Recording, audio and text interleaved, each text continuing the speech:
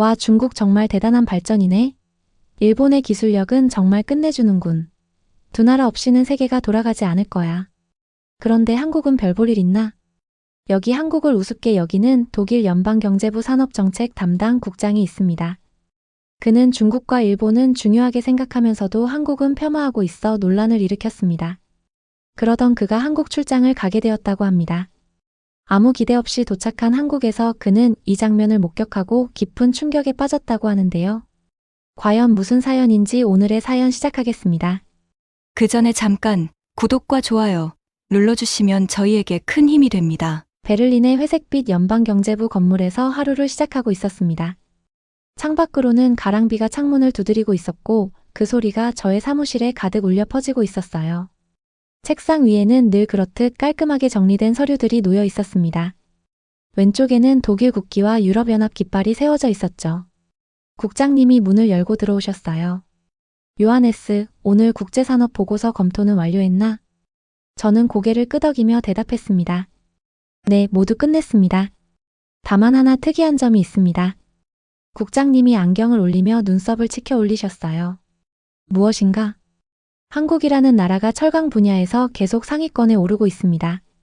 지난 회의에서도 몇 번 언급됐었죠. 포스코라는 회사인데 사실 좀 의아합니다. 국장님은 의자에 앉으며 무심하게 말씀하셨어요. 아, 그 나라. 듣기론 기술은 꽤 있다던데. 저의 머릿속에는 질문이 하나둘씩 피어오르고 있었습니다.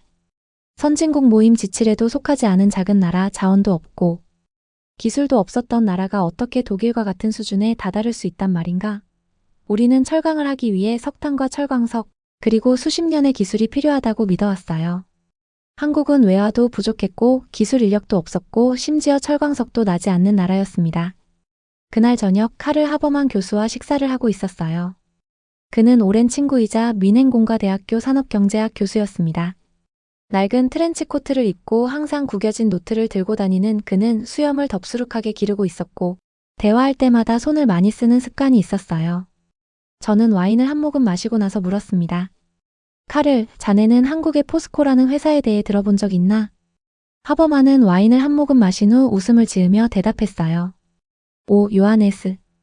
늘 데이터와 숫자에만 관심이 있더니 이제 아시아까지 관심을 두게 됐나? 그런데 말이야, 포스코는 꽤 흥미로운 사례지. 세계에서 가장 효율적인 철강 회사 중 하나라고 알고 있어. 그게 가능해? 한국은 우리처럼 철강 역사가 길지도 않고. 하버만은 잠시 생각에 잠기더니 의미심장한 표정으로 말했어요. 요하네스, 자네는 아직도 산업 강국은 자원과 역사가 결정한다고 생각하는군. 하지만 세상은 변하고 있어. 왜 직접 가보지 않나? 한번 자네의 그 완벽한 틀에서 벗어나 보게. 그의 말은 저의 귀에 계속 맴돌고 있었습니다. 사실 저는 늘 원칙과 체계를 중시하는 사람이었어요. 변화보다는 검증된 방식을 선호했고 안정성과 신뢰성을 최우선으로 두었죠. 감정보다 논리를 중시하고 모든 상황을 사실 기반으로 판단하려 했습니다. 그런데 다음날 아침 놀랍게도 국장님이 저를 부르셨어요. 요하네스, 한국 방문단을 꾸리고 있네. 가서 그 포스코라는 곳을 직접 조사해보게. 독일의 미래 산업 정책에 참고할 만한 것이 있는지 말일세. 이것이 저의 일상에서의 첫 번째 균열이었습니다. 요하네스 슈트라우스, 54세, 독일 연방경제부의 산업정책 담당. 국장인 제가 한국이라는 낯선 나라로 가게 된 것이었어요. 집에 돌아와 짐을 싸면서 창밖을 바라보고 있었습니다. 베를린의 익숙한 거리가 보였어요. 모든 것이 질서정연하고 예측 가능했죠. 하지만 곧 저는 전혀 다른 세계로 떠나게 될 거였습니다. 여권을 가방에 넣으며 생각했어요. 한국이라. 과연 그곳에서 무엇을 발견하게 될까? 마음속에는 의문이 가득했지만 동시에 작은 설렘도 느껴지고 있었습니다. 오랜만에 제 안에서 느껴보는 감정이었어요. 비행기표를 보며 저는 깊은 숨을 들이쉬었습니다. 이제 곧 모든 것이 바뀔 것 같은 예감이 들고 있었어요. 그리고 그 예감은 정확했습니다.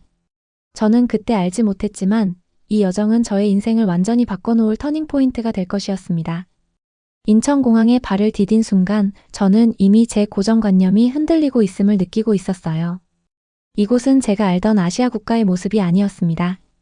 무인 입국 시스템은 독일보다도 효율적이었고 단 5분 만에 모든 세관 절차가 끝나고 있었어요. 손에 쥐어진 티머니 카드 하나로 모든 대중교통을 이용할 수 있다니 이것이 정말 선진국 모임에도 속하지 않은 나라의 모습인가 싶었습니다. 공항에서 나오는 길에 여기저기 디지털 안내판들이 반짝이고 있었고 사람들은 모두 스마트폰으로 뭔가를 바쁘게 하고 있었어요. 택시를 타고 호텔로 향하는 길에 창밖으로 보이는 풍경은 정돈되어 있었고 도로는 깨끗했습니다. 호텔에 체크인한 후 저는 포스코 본사를 방문하기 전에 서울 시내를 둘러보기로 했어요. 거리는 깨끗했고 사람들은 바쁘게 움직이고 있었습니다. 카페에 앉아 보고서를 검토하고 있는데 주문한 커피가 불과 3분 만에 도착했어요. 그것도 제 이름을 정확하게 불러가며 말이죠. 효율성이란 측면에서는 나무랄 데가 없군요. 하지만 제 머릿속은 여전히 의심으로 가득 차 있었어요. 겉모습만 그럴듯한 것 아닐까? 폴크스바겐의 디젤게이트처럼 숨겨진 진실이 있는 것은 아닐까? 이런 생각들이 머릿속을 맴돌고 있었습니다. 이튿날 포스코 본사로 향하는 KTX를 타고 있었어요. 차창 밖으로 펼쳐지는 한국의 풍경이 제 눈에 들어오고 있었습니다.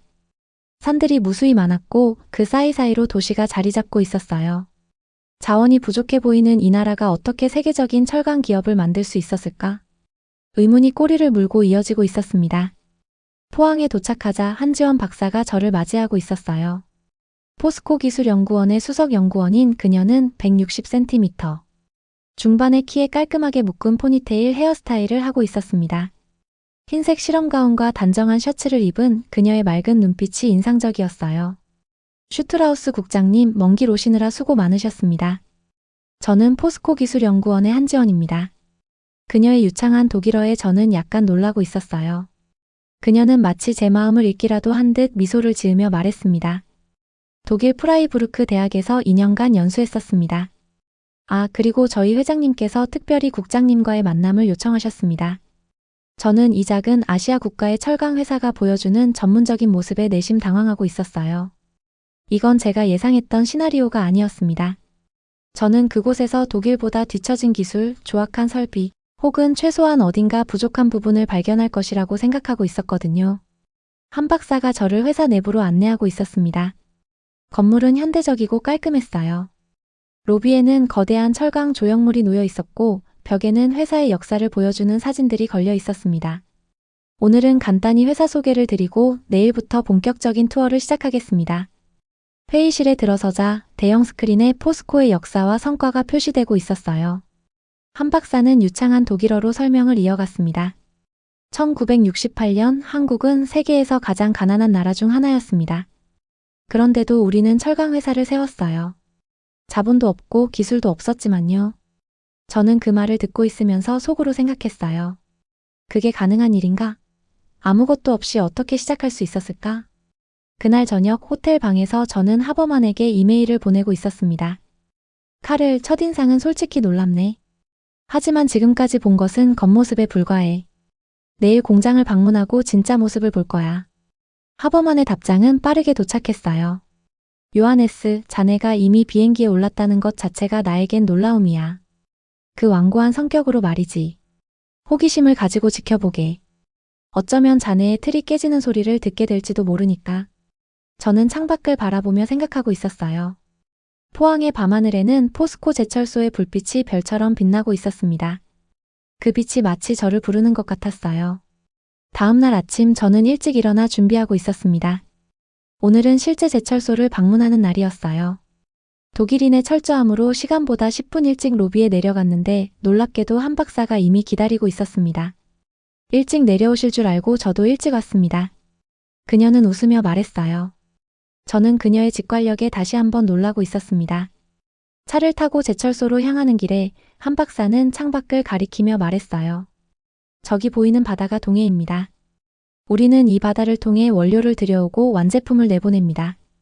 저는 창밖을 바라보며 생각하고 있었어요. 내일 저는 진실을 볼 것입니다. 머릿속에서는 여전히 의심이 가득했지만 한편으로는 작은 기대감도 자라나고 있었습니다. 어쩌면 이 여정에서 저는 제가 알던 세계와는 전혀 다른 무언가를 발견하게 될지도 모른다는 생각이 들고 있었어요. 다음 날 아침 저는 포스코 제철소 앞에 도착했을 때 그 규모에 완전히 압도당하고 있었어요. 해안가를 따라 펼쳐진 거대한 산업단지는 제가 본 어떤 철강 공장보다도 컸습니다. 바다 건너편으로는 대형 선박들이 원료를 실어 나르고 있었고 굴뚝에서는 하얀 연기가 피어오르고 있었어요. 입구에서 안전모를 쓰고 안전하로 갈아신은 후 한지원 박사를 따라 공장 내부로 들어가고 있었습니다. 공장 안으로 들어서자 거대한 기계들의 웅장한 소리가 귀를 울리고 있었어요. 열기가 얼굴을 감싸고 있었고 멀리서는 쇳물이 쏟아지는 붉은 빛이 보이고 있었습니다. 이곳은 세계 최초로 완전 자동화된 파이넥스 공법을 도입한 곳입니다. 철광석에서 직접 쇳물을 뽑아내는 기술로 환경 오염을 크게 줄였지요. 한 박사의 설명을 들으며 저는 제 눈을 의심하고 있었어요. 거대한 용광로 주변에는 거의 사람이 보이지 않았고 모든 것이 자동화되어 있었습니다. 모니터들은 각종 데이터를 실시간으로 보여주고 있었고 몇몇 직원들은 태블릿을 들고 시스템을 점검하고 있었어요. 이런 수준의 자동화라면 생산성이 어느 정도인가요? 한 박사는 미소를 지으며 답했습니다. 유닛당 생산성은 세계 1위입니다. 독일의 티센크루프보다 15% 높고 일본의 신일본제철보다 23% 높습니다. 저는 숨을 깊게 들이마시고 있었어요. 이건 불가능한 일이었습니다. 독일은 오랜 세월 동안 효율성의 대명사였어요. 어떻게 한국 같은 나라가? 머릿속에서 생각이 빙글빙글 돌고 있었습니다. 그런데 한 박사님, 포스코는 어떻게 이 수준에 도달할 수 있었습니까? 한국은 자원도 없고 기술도 처음부터 있던 건 아니었을 텐데요. 한 박사는 잠시 걸음을 멈추고 저를 바라보고 있었어요. 슈트라우스 국장님, 저희에게는 할 수 있다는 믿음이 있었습니다. 그리고 그 믿음을 실천하는 문화가 있었죠. 이 단순한 대답이 저를 멈춰 서게 하고 있었어요. 저희는 독일에서 늘 시스템과 스펙을 중시했습니다. 하지만 포스코는 사람의 의지와 공동체 정신으로 철강을 만들어냈다고요? 그것은 제 사고방식과는 완전히 다른 것이었습니다. 점심시간 직원 식당에서 식사를 하며 저는 한 박사에게 더 많은 질문을 던지고 있었어요. 그녀의 대답은 항상 데이터와 사실에 기반했지만 그 이면에는 깊은 자부심과 감정이 묻어 있었습니다. 한 박사님, 솔직히 말씀드리자면 처음에 저는 반신반의했습니다. 어떻게 한국이 철강 강국이 될 수 있었는지. 그녀는 잠시 생각하더니 대답했어요. 우리가 할 수 없다고 생각했던 것은 다른 이들도 그렇게 생각했습니다. 처음 포스코를 설립할 때 일본에게 기술 협력을 요청했지만 거절당했어요. 한국은 철강을 만들 수 없다고 했죠. 하지만 박태준 회장님은 우리가 해내지 못할 이유가 없다고 하셨습니다. 그녀의 이야기를 들으며 저는 제 안에서 무언가가 움직이는 것을 느끼고 있었어요. 그것은 마치 굳게 닫혀있던 문이 조금씩 열리는 듯한 느낌이었습니다. 오후에는 연구소를 방문했습니다. 이곳에서 한 박사는 환경 친화적인 철강 생산 기술부터 AI를 활용한 품질 관리 시스템까지 다양한 연구 프로젝트를 보여주고 있었어요. 연구원들은 열정적으로 자신들의 프로젝트를 설명하고 있었고 그들의 눈빛에서 자신감과 자부심이 빛나고 있었습니다. 한 연구원이 설명하고 있었어요. 저희는 철강을 단순한 제품이 아니라 미래를 위한 소재로 생각하고 있습니다. 환경에 미치는 영향을 최소화하면서 품질은 극대화하는 것이 저희의 목표죠. 저는 그들의 열정에 감동받고 있었습니다. 이것은 단순한 업무가 아니라 그들에게는 삶의 목표처럼 보였어요. 저녁 한 박사와 함께 포항 앞바다가 보이는 식당에서 식사를 하게 되었습니다. 창밖으로는 붉은 노을이 바다 위에 펼쳐지고 있었고 멀리 포스코 제철소의 불빛이 반짝이고 있었어요. 요하네스 국장님, 제가 궁금한 게 있습니다. 지금까지 보신 포스코에 대해 솔직한 생각이 어떠신가요? 와인 한 잔을 마신 후 저는 솔직하게 대답하고 있었어요. 처음에는 의심이 많았습니다. 하지만 지금은 놀라움과 존경심이 듭니다. 어떻게 이런 일이 가능했는지 여전히 완전히 이해하진 못하지만 그것이 사실이라는 것은 인정합니다. 한 박사의 눈이 빛나고 있었어요. 그렇다면 내일은 더 놀라운 것을 보여드리고 싶습니다. 포스코가 단순한 철강 회사가 아니라 하나의 국가 의지이자 민족의 기적이라는 것을 말이죠. 호텔로 돌아오는 길에 저는 제가 배운 것들을 정리하고 있었습니다. 저의 고정관념이 하나둘 무너지고 있음을 느끼고 있었어요. 포스코는 단순한 철강 회사가 아니었습니다. 그것은 한 나라의 의지와 꿈이 담긴 상징이었어요. 호텔 방에서 저는 다시 하버만에게 이메일을 쓰고 있었습니다. 카를, 내가 보고 있는 것들이 믿기지 않아. 여기서는 불가능해 보이는 일을 해냈어. 그들은 자원도 기술도 없었지만 할 수 있다는 믿음만으로 세계적인 기업을 만들었어. 이메일을 보내고 창밖을 바라보고 있었어요. 포항의 밤하늘에는 별들이 빛나고 있었고 멀리서는 포스코 공장의 불빛이 또 다른 별자리처럼 반짝이고 있었습니다. 내일은 어떤 새로운 발견이 저를 기다리고 있을까? 기대감과 설렘으로 잠이 오지 않고 있었어요. 다음 날 저는 한 박사와 함께 역사관을 방문하고 있었어요. 그곳에는 포스코의 시작부터 현재까지의 역사가 기록되어 있었습니다. 입구에는 박태준 초대회장의 큰 사진이 걸려 있었고 그의 눈빛에서 강한 의지가 느껴지고 있었어요. 1968년 한국은 세계에서 가장 가난한 나라 중 하나였습니다. 한 박사가 말하고 있었어요. 벽에 걸린 흑백 사진들이 그 시절의 모습을 보여주고 있었습니다. 초가집들과 맨발로 다니는 아이들, 허름한 옷을 입은 사람들. 당시 한국의 1인당 GDP는 겨우 200달러, 독일의 20분의 1에 불과했습니다. 그런데 그 상황에서 철강 회사를 세우겠다고 한 거예요. 사진들 앞에서 저는 숨을 깊게 들이마시고 있었어요. 그 가난한 시절에 어떻게 이런 대규모 산업을 시작할 생각을 했을까? 상상이 되지 않았습니다. 당시 세계은행에서는 한국의 철강 사업이 경제적 타당성이 없다며 차관을 거부했습니다. 일본도 기술 이전을 거부했고요. 하지만 우리는 포기하지 않았습니다. 역사관의 한편에는 박정희 대통령과 박태준 초대회장의 사진이 걸려 있었어요. 그들의 눈빛에서 저는 굳은 결의를 읽을 수 있었습니다. 어떻게 자금을 마련했습니까? 독일과의 국교 정상화로 받은 배상금 일부, 그리고 베트남 전쟁 파병으로 벌어들인 외화를 모아 초기 자본으로 삼았습니다. 말 그대로 나라의 모든 것을 걸었죠. 저는 숨을 깊게 들이마시고 있었어요. 이것은 단순한 기업의 역사가 아니었습니다. 한 나라의 생존을 건 도전이었어요. 그들은 정말 모든 것을 걸었던 것이었습니다. 다음으로 저희는 직원교육센터를 방문했어요. 그곳에서는 신입사원부터 고위 임원까지 모든 직원들이 포스코 정신에 대해 배우고 있었습니다. 교육센터 관계자가 설명하고 있었어요. 우리는 철강만 만드는 것이 아니라 국가의 미래를 만든다는 사명감으로 일합니다. 교육센터 관계자의 설명을 들으며 저는 문득 독일의 기업들을 떠올리고 있었습니다. 저희는 효율성과 이익을 중시했지만 여기에는 그것을 넘어서는 무언가가 있었어요. 그것은 마치 종교적 신념과도 같은 것이었습니다. 벽면에는 자력갱생이라는 문구가 크게 써 있었어요. 한 박사에게 그 뜻을 물었습니다. 스스로의 힘으로 살아간다는 뜻입니다. 남에게 의지하지 않고 자신의 힘으로 문제를 해결한다는 정신이죠. 이 말이 제 마음에 깊이 와닿고 있었어요. 자신들에게 철강 기술이 없으니 포기하는 것이 아니라 스스로 만들어낸 것이었습니다. 오후에는 스마트 팩토리 센터를 방문했어요. 이곳에서는 AI와 빅데이터를 활용한 차세대 철강 생산 시스템이 개발되고 있었습니다. 최신 기술의 집합체였어요. 이런 기술들은 독일에서도 연구 중입니다. 하지만 구현 수준은 한 박사가 미소를 지으며 대답하고 있었어요. 저희는 이미 실제 공장에 적용하기 시작했습니다. 작년부터요. 저는 다시 한번 놀라움을 금치 못하고 있었습니다. 저희가 아직 연구 단계에 있는 기술을 이미 적용하고 있다니. 이것은 제가 생각했던 세계의 질서와는 완전히 달랐어요. 한 젊은 연구원이 태블릿을 들고 와서 시스템을 설명하고 있었습니다. 이 AI 시스템은 생산 과정에서 발생할 수 있는 문제를 미리 예측하고 최적의 생산 조건을 자동으로 맞춰줍니다. 덕분에 품질은 높아지고 에너지 소비는 줄었어요. 그의 눈빛에서 자부심이 느껴지고 있었어요. 그는 자신이 하는 일에 깊은 의미를 두고 있는 것 같았습니다. 저녁에는 한 박사의 안내로 포항 시내의 한 식당에서 식사를 하게 되었어요. 그곳에서 저는 몇몇 포스코 직원들과 함께 대화를 나누게 되었습니다. 그들은 자신들의 일에 대해 이야기하며 웃고 있었어요. 한 직원이 저에게 물었습니다. 독일에서는 이런 회사가 없나요?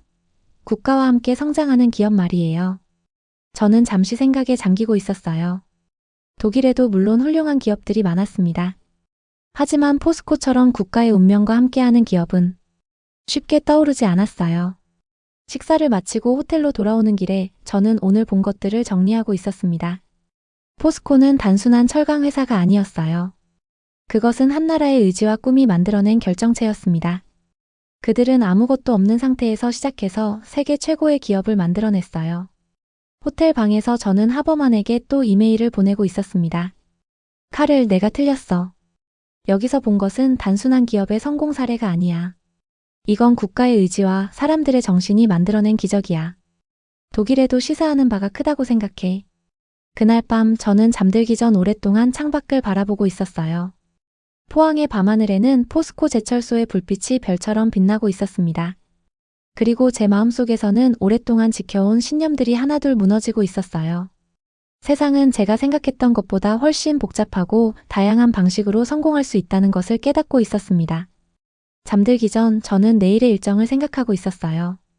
내일은 마지막 날 포스코 회장과의 만남이 예정되어 있었습니다.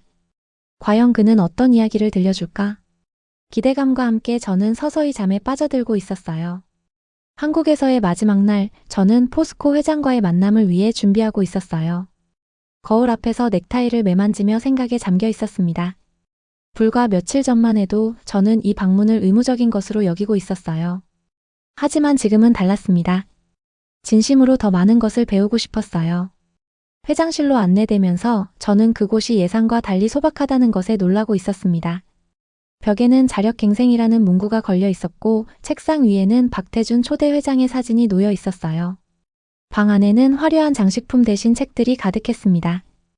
회장님이 미소를 지으며 저를 맞이하고 있었어요. 슈트라우스 국장님 방문해 주셔서 감사합니다. 포스코는 어떻게 느끼셨습니까? 저는 솔직하게 대답하고 있었습니다. 처음에는 반신반의했습니다. 하지만 지금은 깊은 존경심을 느낍니다. 포스코는 단순한 철강 회사가 아니라 한 국가의 의지와 정신을 보여주는 상징이라고 생각합니다. 회장님은 미소를 지으며 고개를 끄덕이고 있었어요. 맞습니다. 우리는 철을 만드는 것이 아니라 국가의 미래를 만든다는 사명감으로 일해왔습니다. 자원이 없고 기술이 없었지만 할 수 있다는 믿음이 있었죠. 저는 창밖을 바라보며 질문하고 있었어요. 그런데 어떻게 직원들에게 그런 사명감을 심어줄 수 있었습니까? 독일에서는 직원들이 주로 개인적인 성공과 보상에 관심을 갖습니다. 회장님은 잠시 생각하더니 대답하고 있었습니다. 개인의 성공과 국가의 성공을 분리하지 않았기 때문입니다. 우리가 잘 되면 나라가 잘 되고 나라가 잘 되면 우리 모두가 잘 된다는 믿음이 있었죠. 이것은 단순한 구호가 아니라 실제 경험에서 우러나온 것이었습니다. 그 말에 저는 깊이 고개를 끄덕이고 있었어요. 갑자기 제 머릿속에 독일의 모습이 떠오르고 있었습니다. 풍부한 자원, 오랜 기술의 역사, 견고한 시스템. 하지만 때로는 그 안에서 사명감과 열정이 사라지고 있는 것 같다는 생각이 들었어요. 대화를 마치고 한 박사가 공항까지 저를 배웅하고 있었습니다. 작별 인사를 나누며 그녀는 제게 작은 상자를 건네고 있었어요. 이것은 포스코가 처음 만든 철강 조각입니다. 저희의 역사가 담긴 작은 선물이에요.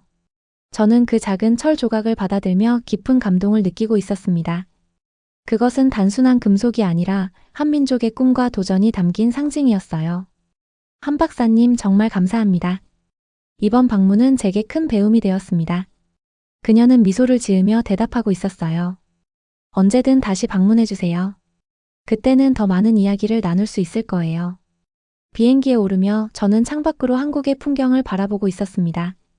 며칠 전만 해도 낯설게 느껴졌던 이 나라가 이제는 뭔가 특별하게 다가오고 있었어요. 베를린에 돌아온 저는 즉시 보고서 작성에 착수하고 있었습니다. 그리고 카를 하버만을 만나 제 경험을 나누고 있었어요. 카를, 내가 본 것은 단순한 기업의 성공 사례가 아니었어. 그건 하나의 국가 의지이고 민족의 기적이었어. 하버만은 와인잔을 들며 웃고 있었습니다. 자네가 그렇게 감동받은 걸 보니 뭔가 진짜 있긴 있군. 근데 요하네스, 자네도 변했어. 이전의 딱딱한 관료가 아니야. 며칠 후 저는 연방경제부에서 공식 보고를 하고 있었어요. 회의실에는 장관을 비롯한 고위 관료들이 모여 있었습니다. 모두 제 보고를 진지하게 듣고 있었어요. 포스코 같은 기업은 한국이었기에 가능했습니다. 그들은 자원도 기술도 없었지만 할 수 있다는 믿음과 그것을 실천하는 문화가 있었습니다. 이제 독일은 그들에게서 배워야 합니다. 제 발표가 끝나자 잠시 침묵이 흐르고 있었어요. 그리고 장관이 입을 열고 있었습니다. 슈트라우스, 자네가 이렇게 열정적으로 말하는 것은 처음 보는군. 구체적으로 우리가 무엇을 배워야 한다고 생각하나? 저는 단호하게 대답하고 있었어요. 시스템과 기술만으로는 부족합니다. 우리는 목표를 향한 의지와 공동체 정신, 그리고 불가능을 가능으로 바꾸는 도전 정신을 배워야 합니다. 그것이 포스코와 한국의 진정한 경쟁력입니다. 회의가 끝난 후 저는 사무실로 돌아와 창밖을 바라보고 있었습니다. 베를린의 회색빛 하늘 아래 사람들이 분주히 오가고 있었어요. 그리고 제 책상 위에는 한 박사가 준 작은 철 조각이 놓여 있었습니다. 그것은 이제 제게 특별한 의미를 지닌 물건이 되어 있었어요. 그날 저녁 저는 하버만과 함께 저녁 식사를 하고 있었습니다. 칼을 저는 이제 확신해요. 포스코 같은 기업은 한국이었기에 가능했어요. 다른 어떤 나라도 이런 조건과 각오로 철강 산업을 일으키긴 어려웠을 거예요. 하버만은 와인잔을 들어 건배를 제안하며 말하고 있었어요. 그럼 이제 독일은 무엇을 해야 할까? 저는 잠시 생각하다가 대답하고 있었습니다. 돌아가 독일 정부에 보고할 것입니다. 한국은 산업 후진국이 아닙니다. 한국은 우리가 이제 배워야 할 나라입니다. 이 고백이 자존심을 구기는 일일지 모르겠지만 진실은 자존심보다 훨씬 값진 것이니까요. 그리고 저는 포켓에서 작은 철 조각을 꺼내 바라보고 있었어요. 그것은 단순한 금속이 아니라 제 인생을 바꾼 여정의 증거였습니다. 이제 저는 달라진 시선으로 세계를 바라볼 준비가 되어 있었어요. 다음 주 저는 베를린 대학에서 한국의 산업 발전에 대한 특별 강연을 하게 되었습니다. 강단에 서서 학생들을 바라보며 저는 제 여정을 나누기 시작했어요. 여러분, 저는 최근에 눈을 뜨게 되었습니다. 세계는 우리가 생각했던 것보다 훨씬 다양한 방식으로 발전할 수 있다는 것을요. 오늘 저는 여러분에게 한국의 작은 항구 도시 포항에서 일어난 기적에 대해 말씀드리고 싶습니다. 강연장은 조용해지고 모든 사람들이 귀를 기울이고 있었어요. 그리고 저는 제가 경험한 포스코의 이야기를 들려주고 있었습니다. 이제 더 많은 사람들이 이 놀라운 이야기를 알게 될 것이었어요.